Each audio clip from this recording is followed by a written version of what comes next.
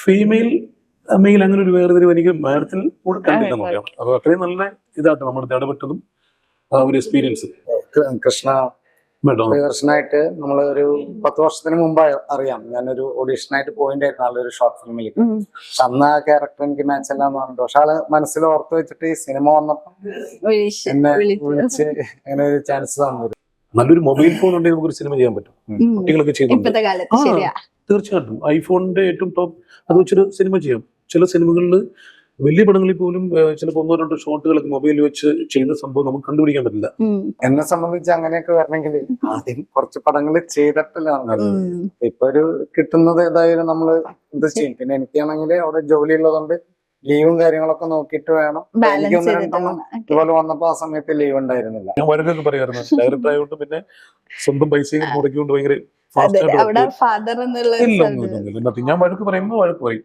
വഴക്ക് പറഞ്ഞിട്ടുണ്ട്, കരഞ്ഞിട്ടുണ്ട്. അതൊക്കെ സ്വാഭാവികമാണ്. അത് അച്ഛനും മകനും മകളും അങ്ങനെ അല്ല.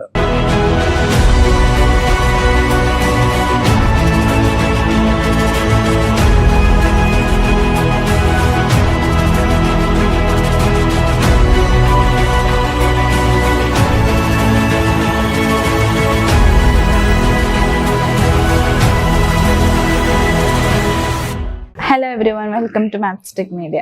അപ്പൊ ആലി എന്ന മൂവിയിൽ നല്ല ക്യാരക്ടേഴ്സ് ചെയ്ത 2 പേരാണ് നമ്മുടെ ഒപ്പം ഉള്ളത്. വെൽക്കം. എന്തൊക്കെയുണ്ട് വിശേഷം? നമസ്കാരം. എന്റെ പേര് സുരേഷ്, തിരുവല്ലയാണ് സ്വദേശം. അപ്പൊ ആലിയിൽ ഞാനൊരു പോലീസ് ഓഫീസർ, ഇൻസ്പെക്ടറിന്റെ ക്യാരക്ടർ ചെയ്ത് ഷൂട്ട് കന്യാകുമാരിയിലും പരിസരത്താക്കി. നല്ല അനുഭവങ്ങളായിരുന്നു. 2-3 ദിവസം വർക്ക് ചെയ്തു. അത്യാവശ്യം വെരി നോട്ടബിൾ ക്യാരക്ടറാണ്. നേരത്തെ കുറെ പടങ്ങളിലൊക്കെ ഞാൻ ചെയ്തിട്ടുള്ളതാണ്. ലാലേട്ടനോടൊപ്പം 5-6 പടങ്ങൾ ചെയ്തിട്ടുണ്ട്. ബിഗിനിങ് ഒരു 10-33 വർഷം കഴിഞ്ഞു. തേമാൻ ഗോപത്തിലെ ഫസ്റ്റ് ക്യാരക്ടർ ചെയ്ത്. ഇതുമായിട്ട് ബന്ധപ്പെട്ടല്ലെങ്കിൽ ഞാൻ സ്വയം പറഞ്ഞു എന്നേ ഉള്ളൂ, പ്രേക്ഷകർക്ക് വേണ്ടി. ഇതില് കഥാപാത്രം ഒരു ചെറിയ നെഗറ്റീവ് ടച്ചുള്ള ഒരു ഇൻസ്പെക്ടറാണ്, പോലീസ് ഓഫീസർ. പ്രധാന കഥാപാത്രമായ നമ്മുടെ കൃഷ്ണപ്രസാദ്, രജിത് കുമാർ സാറ്, ഡോക്ടർ, നായികയുമായിട്ടുള്ള കോമ്പിനേഷനുള്ള വ്യത്യസ്തമായൊരു ക്യാരക്ടറാണ്. ഞാൻ വളരെ ഹാപ്പിയാണ്. പിന്നെ എടുത്തു പറയേണ്ടത് നമ്മുടെ ഡയറക്ടർ കൃഷ്ണ പ്രിയദർശൻ മാഡം ഭയങ്കര കോപ്പറേറ്റീവ് ആയിരുന്നു. നമ്മളെ ഒത്തിരി ഹെൽപ്പ് ചെയ്തു. പിന്നെ കഥാപരമായിട്ട് സബ്ജക്റ്റ് ഒന്നും എനിക്ക് അത്ര അറിയില്ല എങ്കിലും ഈ ഓണത്തിന് തിയേറ്ററിൽ എത്തുമ്പോൾ ഇതൊരു പ്രത്യേകതയുള്ളൊരു മൂവി ആയിരിക്കും. ഒരു ഫാമിലി ഓറിയന്റഡ് പ്ലസ് അതിൻ്റെ കൂടെ ഒരു എന്താണ് പറയുക, ഒരു ലവ് റിലേറ്റഡ്. ഞാൻ എന്റെ കേട്ടത് വെച്ചുള്ള അഭിപ്രായമാണ്. എന്തായാലും നല്ലൊരു അനുഭവമായിരുന്നു. തീർച്ചയായിട്ടും എല്ലാവരും കാണണം. ഇതൊക്കെയാണ് എന്റെ വിശേഷങ്ങൾ. എന്റെ പേര് ജോബിസ് ജോസ് ചിക്ലപ്പള്ളി എന്നാണ് ഫുൾ നെയിം. ഞാൻ അബുദാബി ബേസ് ആണ്. അപ്പൊ ഇത് എന്റെ ഒരു ഫസ്റ്റ് മൂവിയാണ്. അതൊരു നല്ല എക്സ്പീരിയൻസ് ആണ്. അപ്പോൾ അവിടെ നാടകങ്ങളും ഷോർട്ട് ഫിലിംസ് ഒക്കെ ചെയ്യാറുണ്ട്. പക്ഷെ ഒരു മൂവിയിൽ അവിടുന്ന് അഭിനയിക്കാന്ന് പറഞ്ഞാൽ ലീവും കാര്യങ്ങളൊക്കെ ബുദ്ധിമുട്ടാണ്. അപ്പൊ ഇതിന്റെ തന്നെ ഒരു ഷെഡ്യൂൾ അബുദാബിയിൽ ഉണ്ടായിരുന്നപ്പോൾ അവിടെ ഒരു ഡോക്ടറുടെ ക്യാരക്ടറാണ് കിട്ടിയത്. അത് ഒരു ഫസ്റ്റ് എക്സ്പീരിയൻസ് ആൻഡ് വളരെ സന്തോഷം. അങ്ങനെ ചാൻസ് കിട്ടിയത് ഡയറക്ടറിനും അതുപോലെ കൂടെ ഉണ്ടായിരുന്ന ക്രൂസിനൊക്കെ ഞാൻ എന്റെ നന്ദി അറിയിക്കുകയാണ്. അപ്പൊ അതൊരു ലൈക്ക് ഒരു സംവിധായികയാണ്. നമ്മളെ പൊതുവെ മൂവി ഡയറക്ഷനില് പെണ്ണുങ്ങൾ കുറവാണ്. അപ്പോ ഇപ്പൊ സംവിധായക ഡയറക്ടർ എന്ന് പറയുന്ന ഒരു ഫീമെയിൽ ഡയറക്ടർ ആണല്ലോ. അപ്പൊ ആ ഒരു എക്സ്പീരിയൻസ് എങ്ങനെ ഉണ്ടായിരുന്നു? അതെനിക്കൊരു ഫീമെയിൽ മെയിൽ അങ്ങനെ ഒരു ഫീല് തോന്നിയിട്ടില്ല. പുള്ളിക്കാരി അത്രയും മീൻസ് കുറേ പടങ്ങൾ ചെയ്ത ഒരു എക്സ്പീരിയൻസ് പോലെയാണ് എനിക്ക് ഫീൽ ചെയ്തത്. മാത്രമല്ല ഇതിന്റെ സബ്ജക്ട്, കഥ, തിരക്കഥ, സംഭാഷണം. ഇതിന് മുമ്പ് പടം ചെയ്തതും എനിക്കൊന്ന് ഒരു ശ്രീലങ്കൻ സുന്ദരി എന്ന പടമായിരുന്നു. അനൂപ് മേനോനൊക്കെ അഭിനയിച്ച്. അപ്പൊ ആ ഒരു എക്സ്പീരിയൻസും അതിലുപരി സ്ക്രിപ്റ്റും അത് ഡയറക്ടറുടെ ആകുമ്പം ഈസി ആയിട്ട് ചെയ്യാൻ പറ്റും. എനിക്കൊന്നിപ്പം ഞാനാണെങ്കിലും ഒരു തിരക്കഥയും രചനയൊക്കെ എന്റെ ആണെങ്കിൽ ഡയറക്ഷൻ ചെയ്യാൻ ഈസിയാണ്. വേറൊരാളുടെ സ്ക്രിപ്റ്റ് ചെയ്യുമ്പോൾ മോശം എന്നല്ല പറയും, പക്ഷെ അത് നമുക്ക് മനസ്സിലുണ്ടാവും കഥാപാത്രങ്ങൾ. അപ്പൊ അങ്ങനെ നോക്കുമ്പം ഒരു 2 പടം ചെയ്ത ഒരാളായിട്ടല്ല എനിക്ക് കൃഷ്ണമാടൊക്കെ തോന്നിയത്.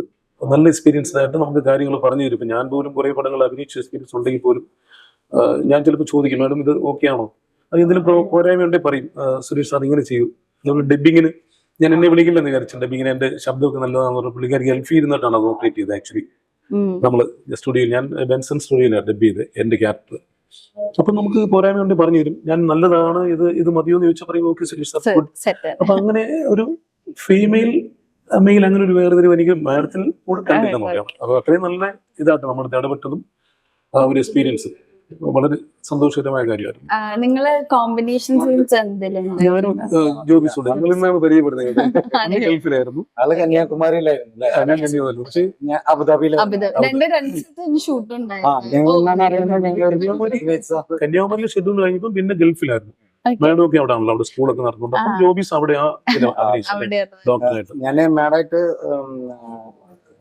കൃഷ്ണ മാഡം പ്രിയദർശനായിട്ട് നമ്മള് ഒരു 10 വർഷത്തിന് മുമ്പ് അറിയാം. ഞാനൊരു ഓഡീഷനായിട്ട് പോയിണ്ടായിരുന്നു ആളൊരു ഷോർട്ട് ഫിലിമിൽ. പക്ഷെ അന്ന് ആ ക്യാരക്ടർ എനിക്ക് മാച്ച് അല്ലാന്ന് പറഞ്ഞിട്ട്, പക്ഷെ ആള് മനസ്സിൽ ഓർത്ത് വെച്ചിട്ട് ഈ സിനിമ വന്നപ്പോ എന്നെ വിളിച്ച് അങ്ങനെ ഒരു ചാൻസ് തന്നിരുന്നു. അതൊക്കെ അപ്പൊ ആള് കുറെ നാളായിട്ട് ഈ ഫീൽഡും ഭയങ്കര പാഷനുമാണ്. അപ്പൊ ആള് എഴുതും, കവിത എഴുതും. പിന്നെ ആളെന്നെ ഇപ്പൊ മുന്നേ ഒരു പടം പറഞ്ഞ നല്ല ഗാനരചയിതാവാണ് പുള്ളിക്കാരി. നല്ല രീതിയിൽ പാട്ടുകൾ എഴുതി. ഈ പടത്തിൽ തന്നെ എനിക്ക് തോന്നുന്നു ഒരു 7-8 പാട്ടുകളുണ്ടെന്നാണ് ഞാൻ കേട്ടത്. നല്ല ലിറിസ്റ്റ് ആണ്, റൈറ്റർ ആണ്, പ്രൊഡ്യൂസർ, എല്ലാം ഈച്ച് ആൻഡ് എവരി. നല്ല കോർഡിനേറ്റർ ആണ്. അപ്പൊ അതെ, അതെ, അതെ. ടാലന്റഡ് അതെ, ആക്ച്വലി. അതെ. അപ്പൊ ആ ഒരു പാഷൻ, ആദ്യത്തെ സിനിമ ശ്രീലങ്കൻ സുന്ദരി തിയേറ്റർ സക്സസ്ഫുൾ ആയില്ലെങ്കിലും നമുക്ക് അതിന്റെ എക്സ്പീരിയൻസ് ഉണ്ട്. അപ്പൊ ഈ പടം ചെയ്യുമ്പോൾ ചെറിയ പടമാണെങ്കിലും എനിക്ക് ഈ ഓണത്തിന് ഈ പടം തിയേറ്ററിൽ വരുത്തുക എന്നുള്ളതാണ് ഏറ്റവും വലിയൊരു കോംപ്ലിക്കേറ്റഡ് ആണ്. മീൻസ് അതൊക്കെ തരണം ചെയ്ത് ഈ 14-ാം തീയതി പടം റിലീസ് ചെയ്യുന്നുള്ള അത് ഏറ്റവും വലിയൊരു അധ്വാനമാണ്. ഒരു സിനിമ നമ്മള് ഏകദേശം 2 വർഷത്തോളം വേണം അതിന്റെ കഥയും ഇത് എഴുതി മറ്റു കാര്യങ്ങൾ, pre production, post production, releasing. അപ്പൊ അത് തിയേറ്ററിൽ എത്തിക്കുക എന്നുള്ളത് വലിയൊരു വിജയകരമായ ഒരു സംഭവമാണ്. അത് അദ്ദേഹം ചെയ്തു എന്നുള്ളത് വലിയൊരു അഭിമാനിക്കാവുന്ന കാര്യമാണ്. ഇപ്പൊ സാറ് നേരത്തെ പറഞ്ഞു പണ്ട് തേന്മാവിൻ കൊമ്പത്ത് ഞാൻ ഫസ്റ്റ് ടൈം അഭിനയിക്കുന്നത് തേന്മാവിൻ കൊമ്പത്ത്. അപ്പൊ ലാലേട്ടന്റെ ഒപ്പാണ്. ശരിക്കും പറഞ്ഞാല് ആ തേന്മാവിൻ കൊമ്പത്ത് എടുക്കുമ്പോ ഇപ്പൊ മലയാള സിനിമ എന്ന് പറയുമ്പോ വേറൊരു ലെവലായി. ജനറേഷന്റെ ന്യൂ ജനറേഷൻ എല്ലാം കൊണ്ട് മാറിയിട്ടുണ്ട്. സ്റ്റോറി ആണെങ്കിലും എല്ലാം. അപ്പൊ സാറിന് കണ്ടൊരു മേജർ ഡിഫറൻസ് ഉണ്ടായിരുന്നു. പിന്നെ ആ തേന്മാവിൻ കൊമ്പത്ത് ഉണ്ടായിരുന്ന ഒരു എക്സ്പീരിയൻസ് ആ സിനിമയും ഈ സിനിമയും തമ്മിലോ? ആ സിനിമ മൊത്തത്തിൽ ഞാൻ കുറെ 10-40 സിനിമകളിൽ അഭിനയിച്ചിട്ടുണ്ട്. എന്റെ ഒരു എക്സ്പീരിയൻസ് അന്നത്തെ സിനിമകൾ എന്ന് പറയുമ്പോൾ ഒരു പ്രധാന സംഭവം നമുക്ക് ഫിലിമായിരുന്നു. അപ്പൊ ഇങ്ങനെ ഫിലിം ഇങ്ങനെ ശബ്ദം കേൾക്കുമ്പോൾ തന്നെ പ്രൊഡ്യൂസറിന് പേടിയാണ് അടുത്ത ടേക്ക് പോകുമ്പോൾ. പക്ഷെ ഇപ്പൊ നമുക്ക് ഡിജിറ്റൽ ആയതുകൊണ്ട് അങ്ങനെ ഒരു പ്രോബ്ലം ഇല്ല. മെയിൻ സംഭവം നമുക്ക് സാമ്പത്തികമായിട്ട് ഇപ്പൊ എനിക്കൊരു നല്ലൊരു മൊബൈൽ ഫോൺ ഉണ്ടെങ്കിൽ നമുക്കൊരു സിനിമ ചെയ്യാൻ പറ്റും. കുട്ടികളൊക്കെ ചെയ്യുന്നുണ്ട്. തീർച്ചയായിട്ടും ഐഫോണിന്റെ ഏറ്റവും ടോപ്പ് അത് വെച്ചൊരു സിനിമ ചെയ്യാം. ചില സിനിമകളിൽ വലിയ പടങ്ങളിൽ പോലും ചിലപ്പോൾ 1-2 ഷോട്ടുകളൊക്കെ മൊബൈലിൽ വെച്ച് ചെയ്യുന്ന സംഭവം നമുക്ക് കണ്ടുപിടിക്കാൻ പറ്റില്ല. ഡിജിറ്റൽ ഇന്റർമീഡിയറ്റ് DI ചെയ്യുമ്പം അത് ഏത് ക്യാമറയാന്ന് പോലും അറിയാൻ പറ്റുന്ന അത്രയും വളർച്ചയുണ്ട് ഇപ്പം. പിന്നെ അതുപോലെ തന്നെ നമുക്ക് മറ്റേ പണ്ട് 100% നമുക്ക് മൂവ്മെന്റ്സ് വേണമെങ്കിൽ നമുക്ക് ട്രാക്ക് ആൻഡ് ട്രോളി കാര്യങ്ങളൊക്കെ വേണം. ഇപ്പൊ നമുക്കൊരു ജിംബൽ ഉണ്ടെങ്കിൽ ജിംബലിൽ വെച്ച് ക്യാമറ ഒരു 35 ഏതെങ്കിലും ലെൻസ് സെറ്റ് ചെയ്ത് കഴിഞ്ഞാൽ നമുക്ക് ക്ലോസ് എടുക്കാം. എല്ലാം അറിയാമല്ലോ, താങ്കൾക്കറിയാലോ ജേർണലിസ്റ്റ്. അപ്പൊ അങ്ങനെ അത്രയും വ്യത്യാസമുണ്ട്. പിന്നെ അഭിനയത്തിന്റെ കാര്യത്തിലൊന്നും ഞാൻ നോക്കിയിട്ട് വലിയ ഡിഫറൻസ് ഒന്നും ഇല്ല. സിനിമ എന്ന് പറയുമ്പോൾ ഒരു ജീവിക്കുന്ന നമ്മൾ ഇപ്പൊ നാച്ചുറൽ സംസാരിക്കുന്ന രീതി, പണ്ടത്തെ നസീർ സാറിന്റെയോ അവരൊക്കെ ഏറ്റവും ബഹുമാനിക്കുന്ന ആൾക്കാർ. അപ്പൊ ആ ഒരു അതിഭാവുകത്വം നമുക്ക് ഇപ്പോഴത്തെ സിനിമയിലില്ല. ഇങ്ങനെ കുറെ വ്യത്യാസമുണ്ട്. പിന്നെ നമ്മുടെ കാഴ്ചക്കാർ മാറിയിട്ടുണ്ട്. ഇപ്പം ഞാനൊരു കരയുന്ന ഒരു പടം ഇപ്പൊ ചെയ്യുകയാണെങ്കിൽ ചിലപ്പോൾ ഓഡിയൻസ് അധികം കാണത്തില്ല. മീൻസ് ഓഡിയൻസിനെ കരയിപ്പിക്കുന്ന സിനിമകൾ ഒരുപാട് ആകാശത്തോട് എത്രയോ പടങ്ങൾ മനസ്സിലുണ്ട് ഇപ്പോഴും. അങ്ങനത്തെ ഒരു പടത്തിന് എനിക്ക് നിന്ന് വലിയൊരു കാലിക പ്രസക്തി ഇല്ല എന്ന് തോന്നുന്നു. ന്യൂജൻ അറിയാലോ, വാഴ 2, മോഹിനിയാട്ടം എക്സാമ്പിൾ ആണ് അതൊക്കെ. പിന്നെ കുറച്ചുകൂടി ഫാസ്റ്റ് പേസ് പടങ്ങളാണ്. വെയില് പോലും നോക്കാനുള്ള ക്ഷമ. ഈ 2.5 മണിക്കൂർ നമ്മൾ ഒന്ന് എൻജോയ് ചെയ്ത് ഹാപ്പി ആയിട്ട് പോകാന്നുള്ളത്. ആ ടിക്കറ്റിന്റെ പൈസ മുതലായി. നമ്മളെല്ലാം ഉള്ളിൽ ഇങ്ങനെ തട്ടുന്ന സംഭവം നമുക്ക് പറഞ്ഞാൽ വളരെ റെയറായിട്ട് എനിക്ക് തോന്നുന്നു. ശരിയല്ലേ ഞാൻ പറഞ്ഞു? അപ്പൊ ഇപ്പൊ നിങ്ങൾ രണ്ടുപേരും മൂവി ലൈക്ക് ഫസ്റ്റ് മൂവിയാണ് ഒരാള്, പിന്നെ ഒരാൾക്ക് എക്സ്പീരിയൻസ് ഉണ്ട്. അപ്പൊ നിങ്ങക്ക് ഏതെങ്കിലും ക്യാരക്ടർ നന്നായിട്ട് ചെയ്യണം, അല്ലെങ്കിൽ എന്തെങ്കിലും ഒരു പെർട്ടിക്കുലർ വേഷം എനിക്ക് വരണം, അങ്ങനെ എന്തെങ്കിലും ക്യാരക്ടേഴ്സ് ഉണ്ട്? എന്നെ സംബന്ധിച്ച് അങ്ങനെയൊക്കെ വരണമെങ്കിൽ ആദ്യം കുറച്ച് പടങ്ങൾ ചെയ്തിട്ടല്ല. ഇപ്പൊ ഒരു കിട്ടുന്നത് ഏതായാലും നമ്മള് ഇത് ചെയ്യും. പിന്നെ എനിക്കാണെങ്കിൽ അവിടെ ജോലി ഉള്ളതുകൊണ്ട് ലീവും കാര്യങ്ങളൊക്കെ നോക്കിയിട്ട് വേണം. എനിക്ക് 1-2 ഇതുപോലെ വന്നപ്പോ ആ സമയത്ത് ലീവ് ഉണ്ടായിരുന്നില്ല. അപ്പൊ അതെല്ലാം കൂടി അവിടെയാണ് ഷൂട്ട് എന്നുണ്ടെങ്കിൽ കുറച്ചും കൂടി ഈസിയാണ്. ഇങ്ങോട്ട് വരികയാണെങ്കിൽ ഒരു 1 വീക്കിന്റെ ഒക്കെ ആണെങ്കിൽ മാക്സിമം നമുക്ക് ലീവ് എടുക്കാൻ പറ്റും. 1 വീക്ക് 2 വീക്സ്. അപ്പൊ അല്ലെങ്കിൽ നമുക്ക് മുന്നേ അറിയണം. അപ്പൊ ആ വർഷത്തെ ലീവ് ഇതിനു വേണ്ടി മാറ്റി വെച്ചിട്ടൊക്കെ ചെയ്യേണ്ടി വരും. എന്റെ എക്സ്പീരിയൻസ്, ഞാൻ ആക്ച്വലി സിനിമകൾ ചെറുതും വലുതുമായ കഥാപാത്രങ്ങൾ ചെയ്തിട്ടുണ്ട്.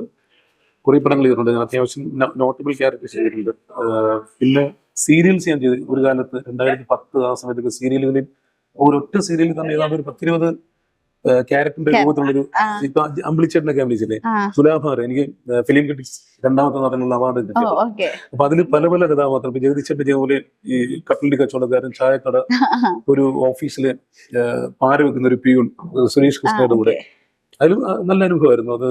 മധുബാലേട്ടൻ, സുകുമാരിയമ്മയൊക്കെ അഭിനയിച്ച സീരിയൽ എനിക്കന്ന് ഏറ്റവും കൂടുതൽ ഞാൻ നല്ല ക്യാരക്ടർ ചെയ്ത് ഞാനായിരുന്നു ആ സിനിമ. അപ്പൊ അതിലൊരു കുറേ കഥാപാത്രങ്ങൾ, ആഗ്രഹം ഇഷ്ടമുണ്ടായിരുന്ന കുറേ കഥാപാത്രങ്ങൾ ഒറ്റ ക്യാരക്ടറിലൂടെ ഞാൻ ചെയ്തു. സിനിമയിൽ ചെയ്യണമെന്ന് ആഗ്രഹമുണ്ട്, ഞാൻ പറഞ്ഞാൽ ചിലപ്പോൾ നടക്കില്ല.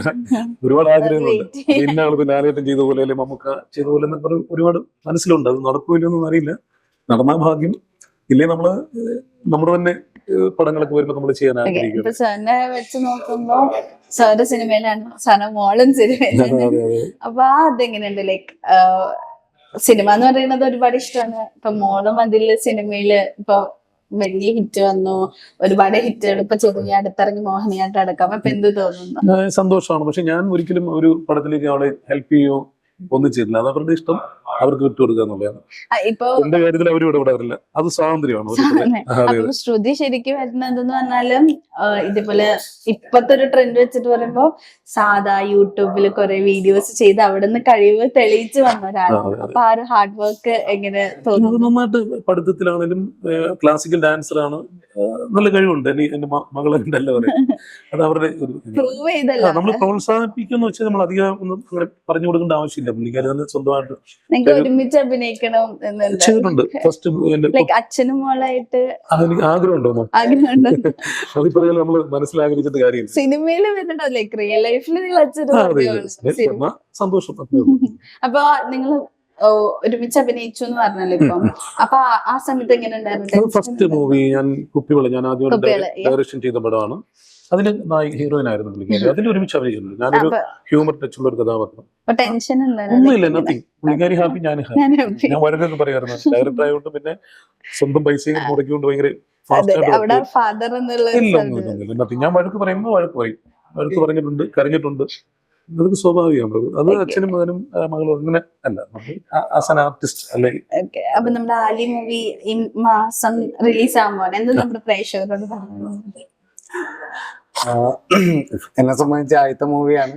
അപ്പൊ എല്ലാരും വരണം, സപ്പോർട്ട് ചെയ്യണം, പറയാനുള്ളൂ. എനിക്ക് പറയാനുള്ളത്, ഞാൻ കുറെ നിരവധി സിനിമകൾ ചെയ്തിട്ടുണ്ട്, ഭാഗമായിട്ടുണ്ട്. പക്ഷെ ഇത് തീർച്ചയായിട്ടും ടിക്കറ്റ് എടുത്ത് കാണുന്ന പ്രേക്ഷകർക്ക് ഒരിക്കലും ഒരു നഷ്ടം ഉണ്ടാവുമെന്ന് എനിക്ക് തോന്നുന്നില്ല. പൂർണ്ണമായി കഥയൊന്നും അറിയില്ലെങ്കിലും ഓണത്തിനാണ് റിലീസ് ചെയ്യുന്നത്, 14-ാം തീയതി. അപ്പം നല്ലവരായ എല്ലാ പ്രേക്ഷകരും തിയേറ്ററിൽ തന്നെ വന്ന് ഈ പടം കണ്ട് വിജയിപ്പിക്കണം. അതാണ് ആഗ്രഹം. Thank you so much. Thank you.